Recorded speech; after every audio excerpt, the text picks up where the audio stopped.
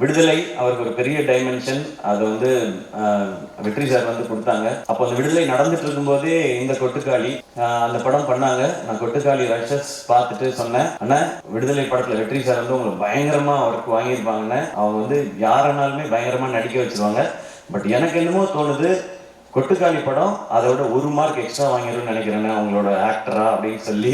எனக்கு அதுதான் first rushes. அப்போ நான் விடுதலை பார்க்கல. நான் விடுதலை பார்க்காமலே எனக்கு தோணுனது தான். ஏன் அப்படின்னா மேபி அது இன்னும் நெருக்கமாக அவரை நமக்கு காட்டினதுனால. அண்ட் இதில் ஒரு சின்ன ஒரு ஷேட் இருக்கு. அது இது வரைக்கும் நம்ம சூரியன் என்ற பார்க்காத ஷேட். அதனால எனக்கு அது தோணிட்டே இருந்துச்சு.